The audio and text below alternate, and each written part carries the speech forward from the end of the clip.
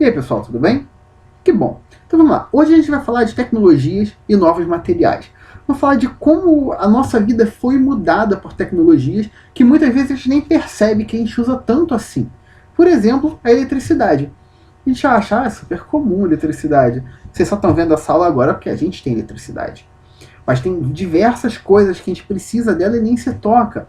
Olha o caso, se eu não me engano, do Amapá, não foi? Que ficou sem eletricidade agora. Pessoal sem geladeira, comida estragando, hospital com problema de manter equipamento ligado para manter o pessoal vivo, sem iluminação pública, sem alarmes, sem poder sacar dinheiro do banco, porque não tinha caixa eletrônico funcionando. Olha só o quanto a gente precisa disso.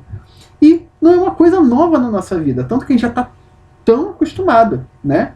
Nossos avós já nasceram e já estavam usando eletricidade. Então, assim, gente, é muito dentro do nosso dia a dia isso, tá? A eletricidade, o primeiro gerador mesmo elétrico, né? Ele começou a ser utilizado, ele foi instalado em 1875 em Paris e foi usado principalmente para acender lâmpadas, né? Para iluminação pública. E a primeira usina hidrelétrica que foi construída foi nos Estados Unidos, ali na divisa dos Estados Unidos, Canadá, né? Que foi aquelas nas cataratas do Niágara. É bem famosa, cartão postal, e funciona até hoje. Aqui no Brasil, a primeira lâmpada, né, a primeira rede elétrica instalada foi em 1879, tá? Antes da primeira hidrelétrica, né, já se usavam geradores a combustível, né, máquinas a vapor movimentavam o gerador. E já em 1889 a gente já teve a primeira hidrelétrica no Brasil, em Minas Gerais, né, a usina de Marmelos. E beleza. Uma coisa muito legal é que o surgimento da eletricidade fez com que várias outras coisas pudessem ser desenvolvidas. Como, por exemplo, a indústria petroquímica teve um avanço absurdo por causa disso. A indústria química também, por si só. Os meios de comunicação, tudo isso. E essa descoberta da eletricidade fez com que a gente entrasse na nossa segunda revolução industrial, né? A primeira é aquela, máquinas a vapor e tudo mais. A segunda já é quando a gente já tem eletricidade. Tudo bem. Além da eletricidade, que outras coisas mudaram tanto no nosso dia a dia? Bem, o desenvolvimento da indústria química mudou muito o nosso modo de vida. Ali na metade dos anos de 1800, já começou a se estudar a química mais voltada para o nosso dia a dia, a partir da produção de tinturas artificiais, né, que se fixavam melhor nos tecidos e tudo mais. Isso levou ao desenvolvimento de toda uma indústria química que fez com que a gente conseguisse produzir remédios, vacinas, fertilizantes, agrotóxicos, alguns polímeros que a gente tem usado hoje em dia para reduzir o uso de plástico e coisas do tipo. Então a indústria química também foi absurda. Um pouco ligado à indústria química, também a gente tem a indústria do petróleo e dos seus derivados, né? Uma das coisas interessantes também dessa segunda revolução industrial que a gente fala, das máquinas elétricas, também são as partes dos motores a combustão. Diferente um pouco daqueles motores a vapor, né? Eles usavam diretamente a queima do combustível para movimentar o motor, e não o vapor que era gerado pela água que aquecia e coisas assim. E isso, sim, deu um ganho, deu um grande maior aproveitamento de energia para o funcionamento dos motores, né? Você tinha menos energia sendo perdida entre a combustão, a formação do vapor e a movimentação do motor. Você pulava toda essa parte aí que você dependia da água e usava direto combustível no motor. Isso começou a gerar muito mais força nos motores, motores que produzem muito mais energia, não necessariamente energia elétrica, tá? E isso tornou muitas coisas mais eficientes, como locomoção e várias outras coisas. Mas falando de petróleo em si, e não tanto dos motores, lá em 1850 já tinha um cientista escocês, o James Young, que ele começou a fazer o refino do petróleo. Diferente do que a gente tem hoje, mas ele já começou. Esse processo foi melhorando ao longo do tempo e foi possibilitando que a gente conseguisse todos os derivados do petróleo, tanto os que são combustíveis, quanto os que não são combustíveis. E talvez os que não são combustíveis sejam até mais comuns no nosso dia a dia. Por exemplo, plástico e borracha sintética, né? São coisas que estão em tudo no nosso dia a dia. Borracha sintética nem sempre a gente vê, né? Mas está muito dentro de equipamento eletrônico, ou motores também utilizam para evitar o atrito entre peças. Mas o plástico é muito comum para a gente, né? E ajudou bastante o desenvolvimento da nossa sociedade. Porém, hoje em dia a gente está vendo que o plástico pode não ser a melhor opção para a gente, né? Porque o plástico demora muito para decompor em alguns casos. Ele pode liberar algumas toxinas, tanto que tem gente hoje em dia que já não gosta mais de guardar alimento em recipiente plástico. E eu não julgo, eu também não sou muito fã. Mas, além do mais, o plástico pode contaminar a natureza por muitos séculos, que em alguns casos eles nem se decompõem, né? Eles só se desfazem em pedaços menores, mas continuam intoxicando os seres vivos que tem ali. Mas beleza, isso na parte de materiais, né? Tudo que a gente viu agora foi na parte de energia e materiais. Só que tem outras coisas mais importantes também que foram desenvolvidas através dessa revolução de combustíveis e petróleo e também da revolução da energia elétrica, né? A gente teve, por exemplo, ainda ali por 1800... Olha, gente, foi uma época muito legal para se morar, eu acho, hein? O final do século 1800. Mas vamos lá. Você teve ali em 1876 os primeiros telefones sendo desenvolvidos por Graham Bell, né, e por Thomas Watson. Foram dois cientistas que trabalhavam juntos, que desenvolveram um jeito de você transformar a voz humana em um sinal que pudesse ser transferido de um lugar para o outro, né?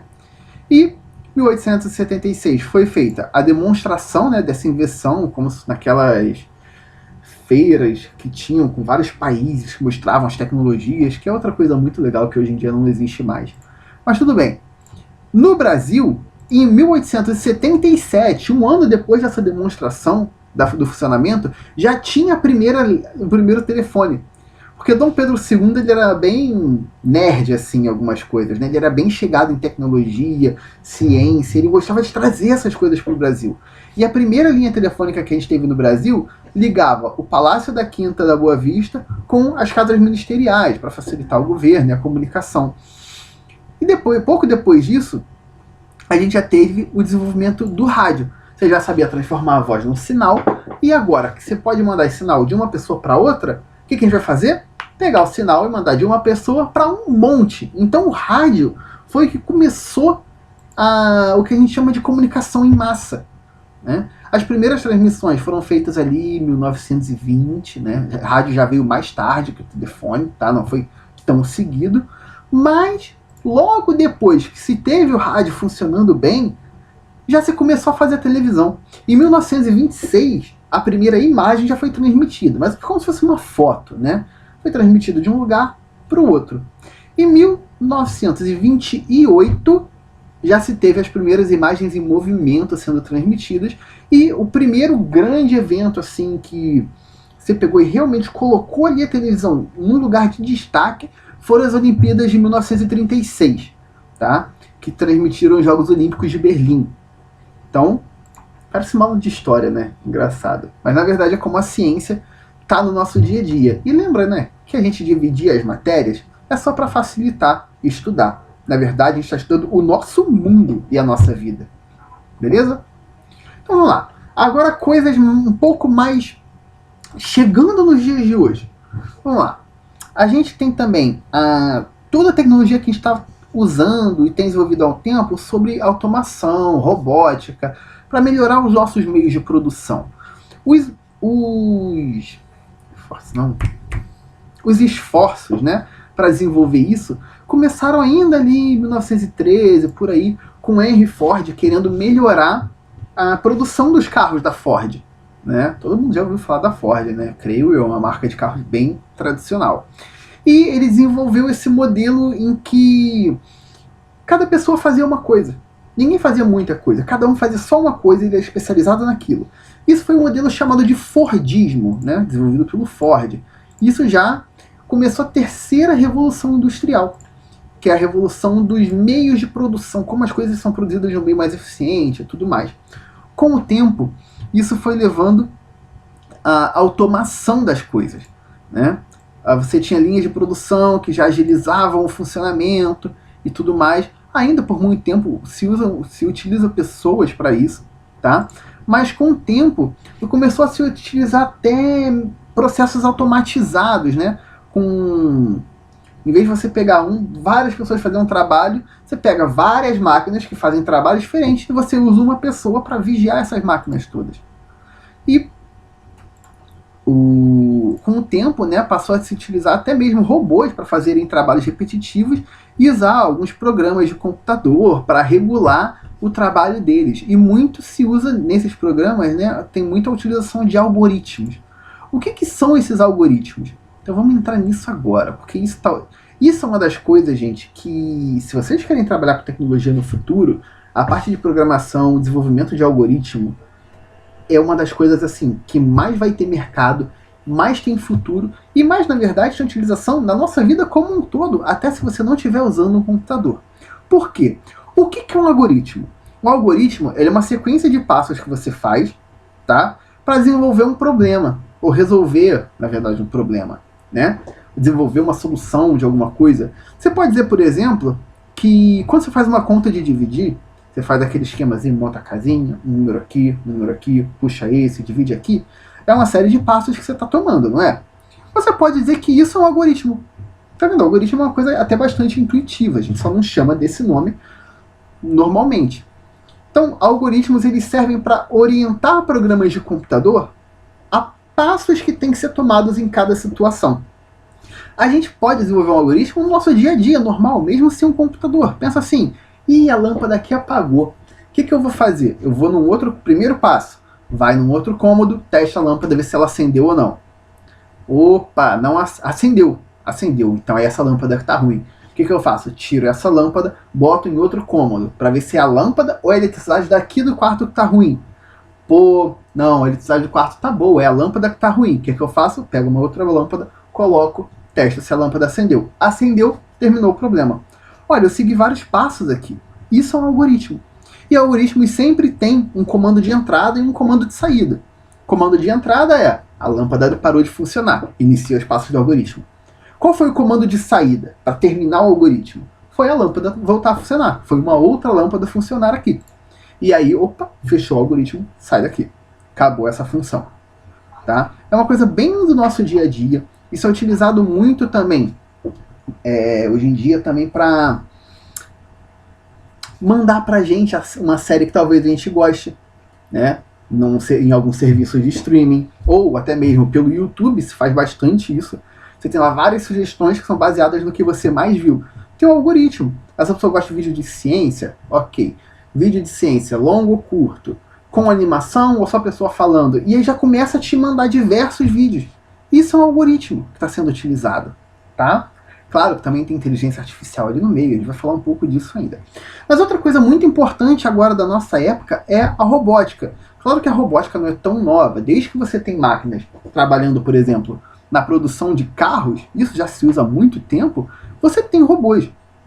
Lembra que para alguma coisa ser considerada um robô, ela precisa ser automatizada, né? Você não precisa estar ali mexendo para o robô fazer alguma coisa. Senão ele não é um robô, é uma ferramenta, tá? A gente pode dizer que o robô pode ser uma ferramenta que trabalha sozinho?